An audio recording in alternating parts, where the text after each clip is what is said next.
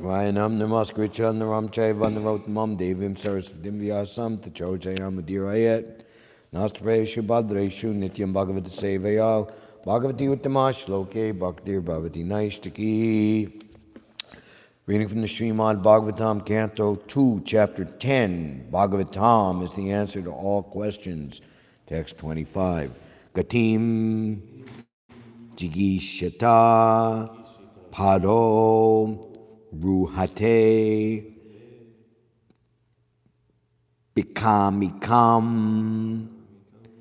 padbyam yagna svayam havyam karma bi kriyate nirbi gatim jigishata pado ruhate bikamakikam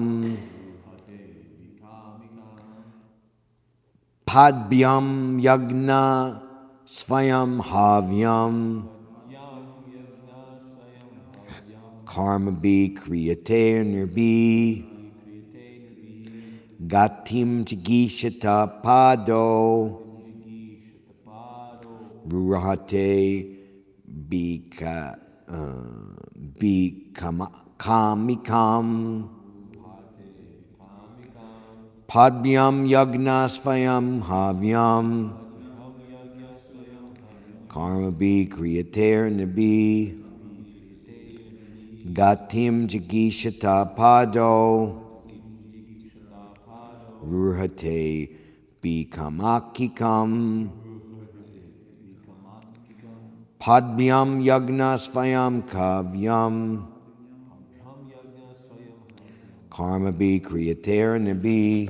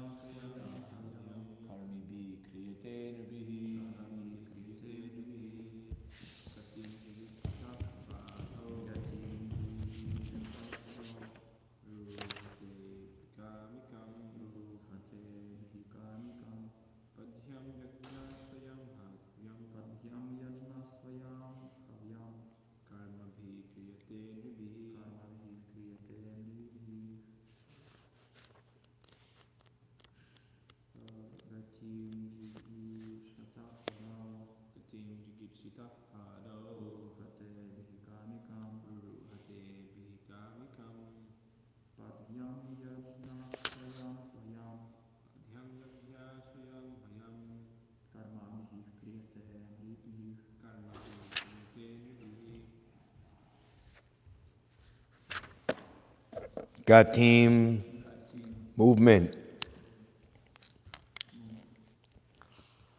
Wow. Freezing cold. Yeah. This should be, you take it out like right after Mangal Artik or something.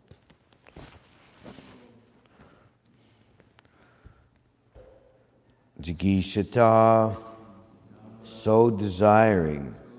Pado, the legs. Ruhate, being manifested. Abhikamikam, purposeful. Padbyam, from the legs. Yagna, Lord Vishnu. Svayam, personally himself. Havyam, the duties. Karma bi, by one's occupational duty.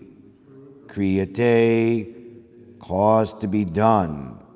Nirbi, by different human beings. Translation, thereupon, because of his desiring to control movement, his legs became manifested, and from the legs, the controlling deity named Vishnu was generated.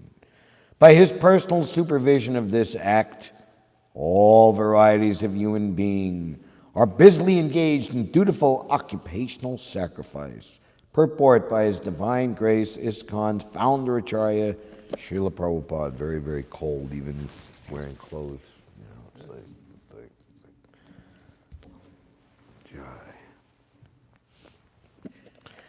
every human being is engaged in his particular occupational duty, and such activities are visible as men go hither and thither. This is very prominently visible in big cities of the world.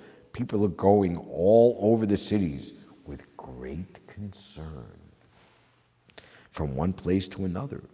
This movement is not limited only to the cities, but is also visible outside the cities from one place to another, or from one city to another, by different means of vehicles.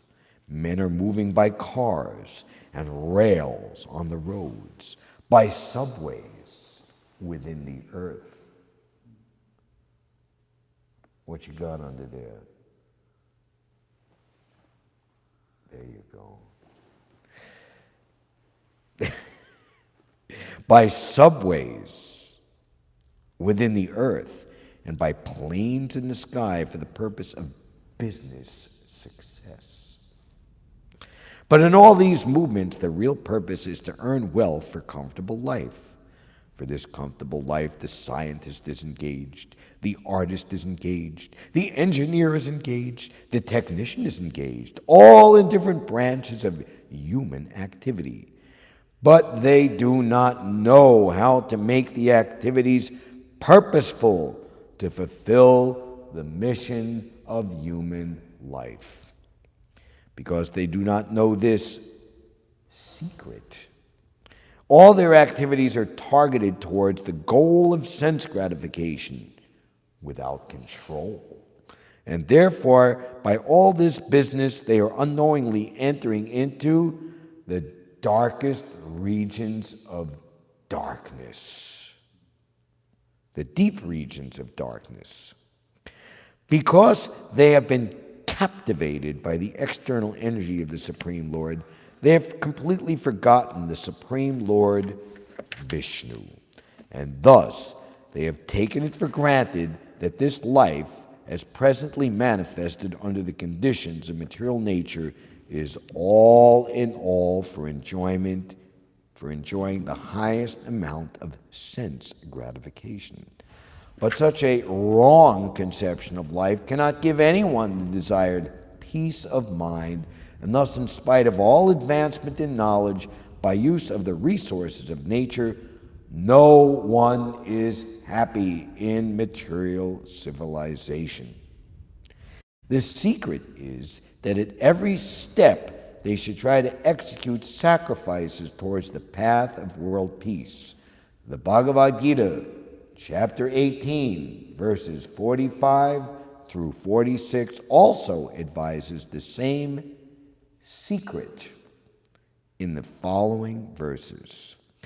Sve sve karmani abhirata samsiddhim labhate nara svakarma nirata siddhim yata vindati takshanu yata bravittir bhutanam yena sarvam idam tatam svakarmana tam abhyarcha siddhim vindanti manava. The Lord said to Arjuna, just hear from me how one can attain the highest perfection in life simply by discharging a specified occupational duty. Man can attain the highest perfection of life by worshiping the Supreme Lord and by performing sacrifice for the sake of the Supreme Lord Vishnu, who is all-pervading and by whose control every living being acquires his desired according to his personal propensity. There is no harm in having different propensities in life, because every human being is proportionately independent to chalk out the plan of his life by different occupations. But one should make it a point in his life to know perfectly well that he is not independent absolutely. One is certainly under the control of the Supreme Lord and under different agencies. Knowing this, one should make it a point that by his work and the result of his labor, He serves the Supreme Lord as prescribed by the authorities expert in the transcendental loving service of the Supreme Lord Vishnu.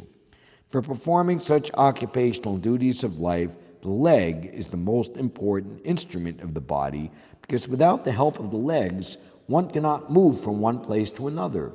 And therefore the Lord has special control over the legs of all human beings, which are meant for performing yagnas. Can I see the Sri Shapanishad? Om Jnanatamarandasya Jananjana Shalakaya Chakshurmitam Jena Tasmai Shri Gurave Namaha. Shri Jainani Manobishtam Stabhidanyena Bhutale Svayam Rupagaramayam Dadati Svapanandigam Vandeham Shri Guru Shri Taparkamalam Shri Gurun Vaishnavamscha Shri Rupam Sagujatam Sagana Raganatam Tikam Dam Sajivam Sadvaitam Sabadudam Parijana Saidam Shri Krishna Chaitanya Devam Shri Radha Krishna Padan Sagana Lalita Shri Vishakavitamscha E Krishna Karuna Sindhu Dinabandho Jagatpate Gopisha Gopeka Kanta Radha Kanta Namostute Chaidam Surdo Bangor Mama Madamatergadi Matsarvasvapadam Bojo Radha Madana Mohano Dibyad Bindaranya Kalpajumada Shrimad Ratnagara Sringasanasto Shrimad Radha Shilagovinda Devo Prastalabi Savyamanu Smarami Shriman Rasa Rasarambi Bhamsi Bhatta Tatastita Karshan Venus Sunar Gopir Gopi Nata Shriyestu Na Tapta Kanchana Gorangi Radhe Brindavaneshwari Vishamanu Sute Devi Pranamami Hari Priye Vanchakalpadrubis Chakripas and Dubhyevacha Padidhanam Pavanibhyo Vaishnavibhyo Namo Namaha Jaya Shri Krishna Chaitanya Prabhu Nityananda Shri Advaita Gadadhar Shri Vasadi Gaura Bhaktivinoda Hare Krishna Krishna Krishna Hare Hare Hare Rama Rama Rama Hare Hare.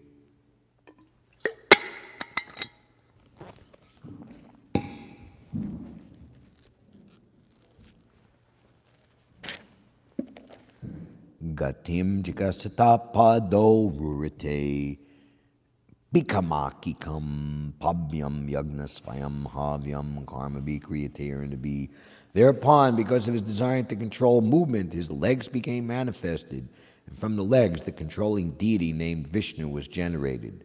By his personal supervision of this act, all varieties of human being are busily engaged in dutiful occupational sacrifice.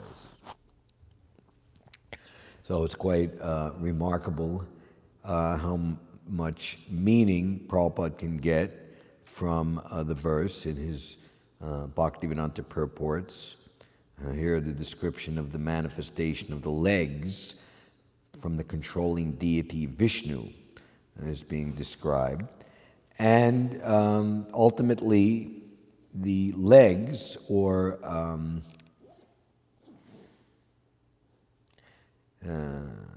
the senses that facilitate movement of the body of the living entity from one place to another, are all based upon performing activities, yagnas, for the pleasure of Lord Vishnu. In one place it's described the perfection of the legs is to travel to the temple where the Lord is duly installed and worshipped. In Maharaj Yudhishthir's being instructed by Narada Muni in the third and final portion of the seventh canto, where Narada Muni is describing various holy places in India that should be visited by those wishing to make spiritual progress, Srila Prabhupada takes this very amazing transcendental and authorized liberty to put in the word-for-word translation to the Sanskrit, similarly, all temples outside of India established by the International Society for Krishna Consciousness, big long translation, just in the word for word, such as New York, London, Paris, Los Angeles, Stockholm, a whole bunch of cities. All of these places must be visited by those wishing to make spiritual advancement. Pretty amazing. Similarly, we're going to the place of Harinam. We're announcing at Mangalarti today's Harinam will be in such and such location. Today, the living entities will become a little less frantic in their antic, because the Harinam is going to go to Atlantic. Hari Bol! So that we push the cart, or we swipe our Metro card, or in today's case, we can actually walk there without swiping a Metro card, wheeling the holy remnants of Yagna Shishta, the Prasadam Khichdi, in the wonderfully innovated Prasadam cart, which has the 4-gallon milk crate mounted on it diagonally, which makes a very nice secondary use to go to the Whole Food to buy juice for people who, like myself, who don't want to have their arms ripped off by carrying, like half a mile, whatever, heavy stuff. So all of this is very good, and of course the purpose is based on devotional service. Now Prabhupada, because Krishna is pleased that we go to Atlantic Avenue, and he's pleased that we go not hither and thither. We carefully calculate where we go and why we go there and what we're going to do when we go there, how long we're going to be there, and what is the result that we hope to get by being there. But anything short of trying to understand what is for the pleasure of the Lord and the spiritual master enters into the category of what Prabhupada describes here as not having any purpose in life.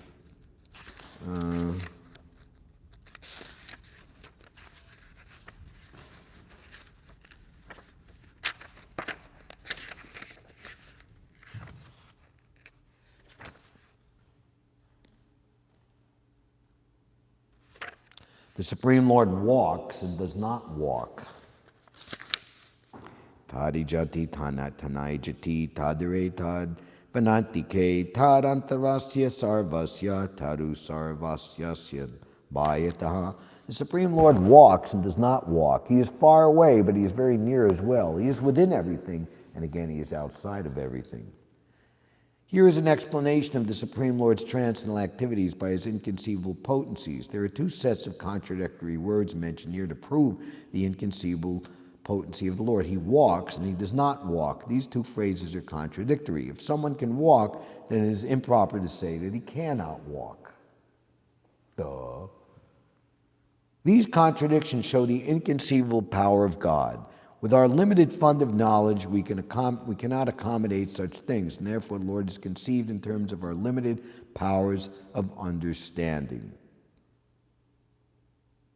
The Bhagavat school accepts the Lord in both ways, as personal and impersonal, and the Bhagavats are also accept as inconceivable potencies. Without inconceivable potency, there's no meaning to the words Supreme Lord.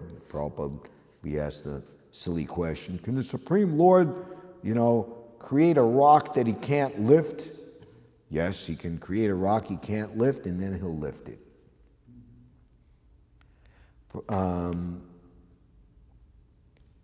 It's in one of these early cantos, first or second cantos, Prabhupada says that human society is the residential quarters of the Lord. So even in Abrahamic, biblical, Judeo-Christian, that man is made in the image of God. So just like the father has sons, and the good sons, they're engaged in the family business. We have Vaisheshika Prabhu who has given us this wonderful book about book distribution, and it is called, what? The Fam Hour, not the, but our. This is the father's business, and this should be the business of the sons, or that we see in India, and especially in more village or not gigantic follow the West cities so much, but the father has established a business which he inherited from his father, just like the harmonium makers. Of course, this harmonium needs a little work, but that they've been doing that for generations. Or just now, the harmonium that we have out there now was made by Shama Sundar, and he just passed away, like within the last 1 year, and he's handed over the family business to his son Sparsh. We hear this from Govinda in Vrindavan. So the idea is that the son doesn't have to do anything separate because he inherits the family business, which is long established and has respectability and large clientele, and they'll even understand that, oh, you're the son of such and such, and then without even trying to check out your credentials. So the son has a great responsibility to do as the father had done and keep up the good reputation of the family business.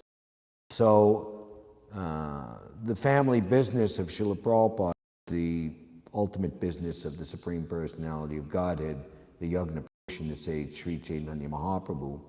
So the highest, just like the son's best interest, is not to go and be a crazy person, loiter in the street and try to create some criminal business to support himself. But he simply does as the Father has given him. You inherit the business. You inherit my reputation. You inherit my entire wealth. Janani Vas, sitting with Pankaj Janagri, describing the history of Mayapur project.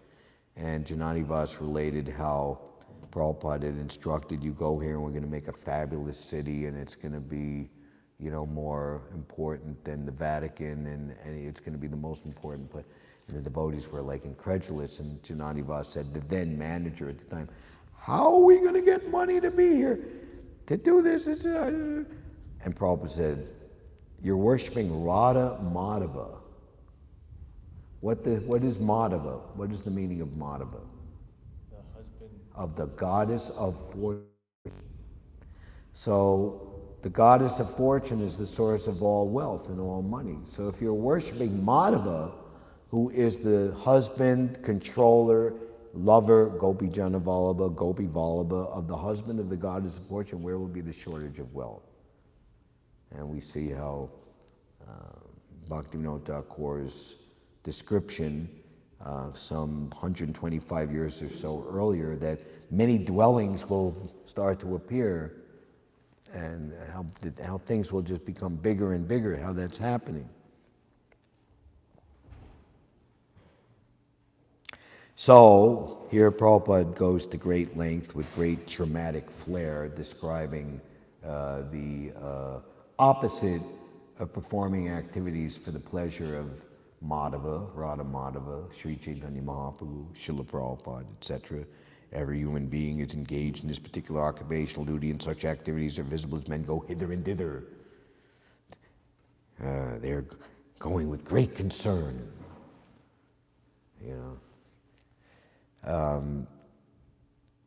Taran Karta, one of the classic book distributors, he was like a 6'5" Kshatriya, and he's coming out with the book which describes the history of book distribution in the O'Hare Airport, and the title is called Oh Hari Krishna Airport, the name of the book.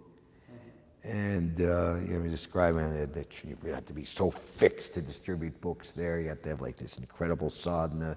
We'd all get together and chant together, japa, like chanting Sri Shapanishad. And, if you didn't get out there, you'd just be like totally wiped out. Businessmen would come with their briefcases and just like wham in your groin or like in your back and just do all kinds of things. And people would like start fights. In this Taran they had a real classic story that Nrsingananda Prabhu, who was the host of the LA reunion, which they just virtual they had on the weekend. And, these like kind of anti-nuclear, or maybe they were pro-nuclear energy guys, they would have like their own solicitation table, and They were always trying to break up sales and fight the devotees. So they started this fight, and the devotee Karta had to defend himself. And it got to the point where he really had to beat these guys up really, really good, And then they called the police, and the police came, and they arrested him and booked him, the whole process. And then ultimately he had to go to court, and he's telling to the temple president, I really need a lawyer. And the lawyer's going, we don't want to waste Krishna's money. You just depend on Krishna. Okay. So he goes in there, like shaved up, dhoti, tilak, brahmachari, saffron, the whole program. And these three guys are in there, and they're like, accented, how they, they're like wearing an arm in a sling and this and that, and, and had big swollen eyes, black eyes and stuff. And so the judge, he's like, asked the head one of the guys who was named String Bean, or that was the devotees, what they named the guy, and said, all right, tell me what happened. Well, Your Honor, we were just sitting around minding our own business, and this Hare Krishna just came up and just started beating us up. And then the judge says, wait a minute. You mean to tell me that you were just sitting there minding your own business, and this Hare Krishna monk came up and started beating you up? And then he just took his gavel and just like went, wham! Case dismissed. Nobody's going to lie in my courtroom, Get out of here, He said, oh, that was super soul. He just saved the situation.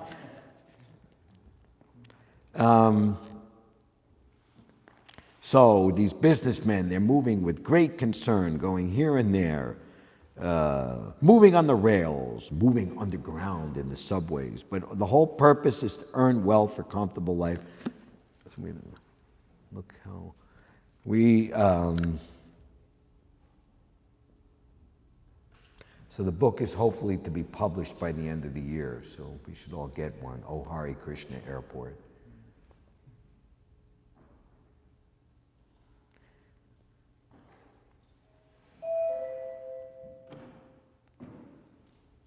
They don't know how to make the activities purposeful to fulfill the mission of human life because they don't know the secret. Now, Prabhupada uses the word secret 3 times. All their activities are targeted toward the goal of sense gratification without control. They're like out of their minds, mad in their pursuit for sense gratification. So much, and what is this without control? That they'll do anything and everything to the point of killing so many innocent creatures. How many millions and billions of cows and chickens and fish and lobsters and sheep and pigs, I'm gonna eat my pork, are killed every year, for no reason whatsoever.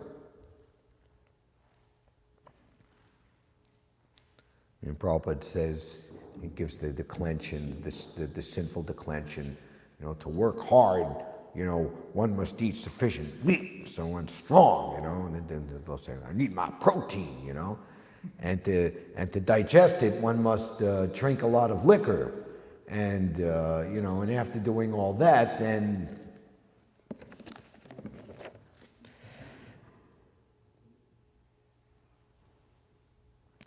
therefore, by all this business, they are unknowingly entering into the darkest region of darkness. What does it say?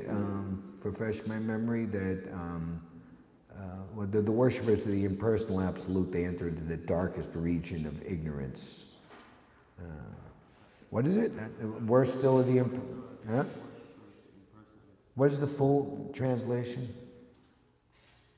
Gopal?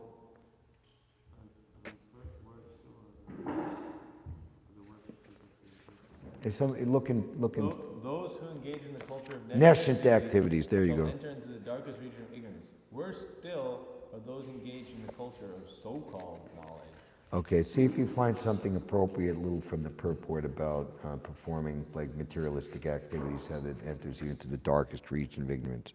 Because they've been captivated by the external energy, they've completely forgotten the Supreme Lord Vishnu, and they've taken for granted that this life, probably would say spot life.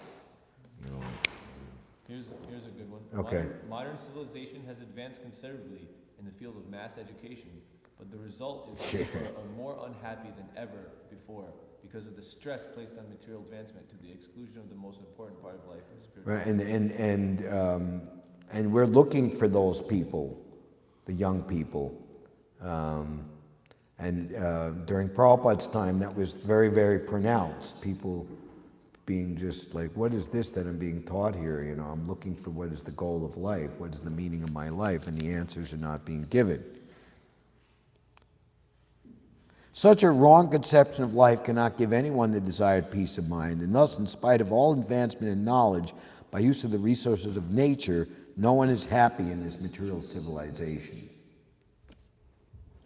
And these Veda Rata people, however, have their own acharyas who are not in the chain of transcendental succession. Thus they progress into the darkest region of ignorance by misinterpreting the Vedic literature. They fall even further into ignorance than those who have no knowledge of the Vedas at all. So then Prabhupada goes on to, Lord Krishna's,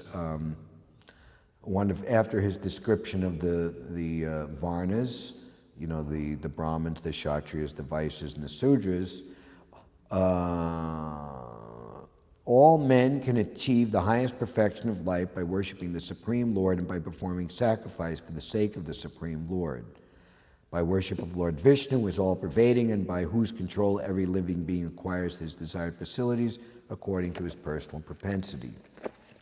So this is very important that in the material world we're given different natures with different bodies, different genders, which, you know, the different bodies have different things that they do based on bodily and material existence. But by the kindness of the Supreme Lord, by his arrangement, there is the procedure of Varnashram Dharma, and particularly following the transcendental spiritual master, Srila Prabhupada, he has engaged us in transcendental activities in which the Varnashram considerations are based upon the transcendental goal, which is achieved through the transcendental activities of preaching Krishna consciousness. So Prabhupada has set up the International Society for Krishna Consciousness as a dynamic preaching or spreading dynamo, think of a better word, mechanism, apparatus, think of a more exalted word, preaching vehicle, that everyone is engaged in one way or in the other in helping to spread this Krishna consciousness movement, and that is within the shelter and framework of Lord Chaitanya Mahaprabhu. When Ramananda Roy was asked by Lord Chaitanya what is the ultimate goal of life, and he said to perform one's duties in Varnashram is the perfection of life, Lord Chaitanya said, that is external. Go deeper into the matter.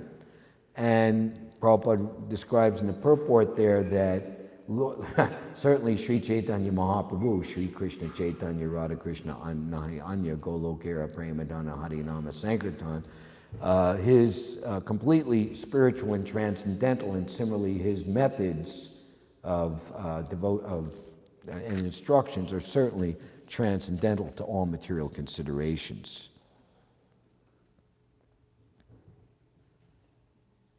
By performing such occupational duties prescribed by authorities, expert in the transcendental loving service of the Supreme Lord, Vishnu,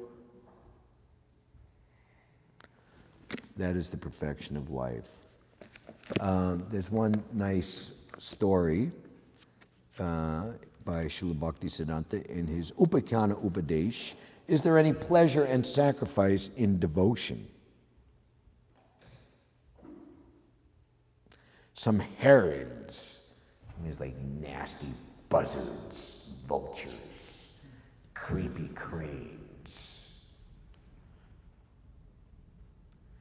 you know, ugly birds that you might see in the Coney Island Spookorama. Remember going through the Spookorama, Jason? With Vishnu Maharaj and Vishnu John? Yeah. The proprietors of the Spookorama were very pleased to see our transcendental joyous carnival pass through the Spookorama. It shed a different mode and light on the Spookorama. So some herons were sitting by the side of a boggy pond. A beautiful swan happened to pass by, and then the buzzard asked the swan, "Why are your eyes, face, and toes red? Who are you?" The swan replied, "I am a swan." The buzzard asked, "Where do you come from?" The swan replied, "From the lake Manasa Sarovar," which could be translated the lake that fulfills all desires of the mind. The heron then asked, "What is it like there?" The swan looked and said, "It is a garden of golden lotuses." The water of that lake, has anyone ever had the opportunity to look at Prabodhananda Saraswati Pad's Vrindavan Mahimamrita, which has like description, incredible description after incredible description after incredible description of the glories of Sri Vrindavan Dham in beautifully, graphically described words and poetry. So, the garden of golden lotuses. The water of that beautiful lake is nectarian. And all around it, there are various types of trees and plants, fruits and flowers, beautifully arranged on multicolored, jewel-bedecked platforms. Now, if you just say that to to say you give that description to some young people, nice, that come to the book table and want to hear, you say, wow. All right, so he's saying this to these buzzards, cranes, and vultures. And they're living by the side of a boggy pond. When I say to you boggy pond, not the Bargaranga, tell me some things that conjures up in your mind. Just like gross. Gross, smelly Bugs. Bad smell, mosquitoes, dirty, Fungus. nasty, disease-ridden. The heron stared wide-eyed after hearing this beautiful description and asked, "Are there any big-sized snails there?" Which is, what the buzzard is looking for, a nice tasty little snack. The swan replied, "No, there are not." At this, the main buzzard and all his buzzard friends, Buzzard Bill and Buzzard Bunyan, laughed loudly and ridiculed the swan. "Oh, damn! When there are no snails, how could you even consider it a lake? No one should go there." All right, so we're running out of time as usual. The purport of this wonderful story: often people in this material world with ulterior motives are inclined to inquire about the objectives of pure devotion and the purpose of the institutions engaged in pure devotional practices. Whenever they come to know of any performance or any institution which makes arrangement for chanting and listening to the glorification of Lord Sri Krishna for the eternal welfare of all living entities through the preaching of the holy names of the Lord, they ask, "Is there any practice of religion relating to the service to mankind?" To such people, the religion of service means material assistance to sick persons inflicted with plague, smallpox, or cholera, and to victims of floods, earthquakes, famines, and similar other natural calamities through free distribution of food, clothing, shelter, and the like. Whenever these people are told by the devotees that the institutions thus practicing pure devotional service do not undertake any such activities relating to so-called temporary material philanthropical services, then they laugh loudly or ridicule, saying that any such institution which does not care for philanthropic services, such as etc., water to thirsty people, clothing to the poor, education materialistic education to the illiterate masses to train them up so that they understand that there is no God and just believe in mundane science, is simply an institution for practicing idleness meant for lazy, worthless folk. No intelligent or discreet person should approach it. Such persons never accept any clarification that no temporary ad hoc material assistance can be of permanent relief to those suffering people unless and until any attempt is made to eradicate the root cause of all eternal suffering of all living entities, the secret of success. The living entity is the eternal servitor of Lord Sri Krishna. It is only due to forgetfulness about Lord Sri Krishna that the living entities are subjected to various types of material distress. Upon constantly listening to the glorification of the Lord Sri Krishna, when the living entity is awakened to his original consciousness about his own constitutional position, then and only then, the root cause of all suffering will be eradicated. K. Ami, who am I? People glorify me as some type of big man. I don't even know who I am. Why am I suffering the threefold miseries? Sanatana Goswami to Lord Chaitanya. Then and only then, no other separate temporary endeavor for relieving physical and mental distress need be practiced.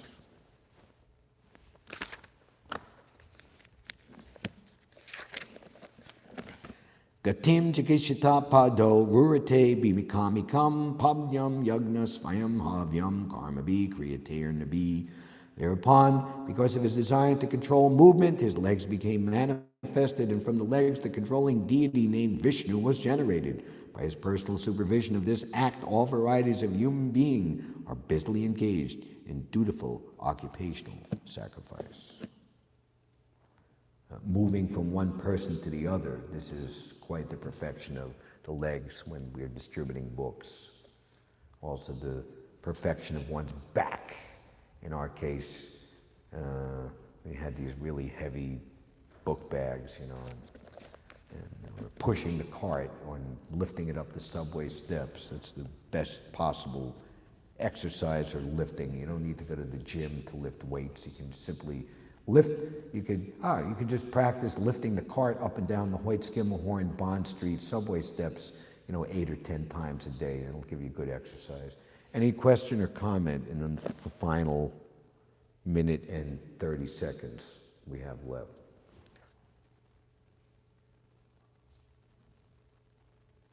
Thank you very much. All glories to Srila Prabhupada. Hare Krishna.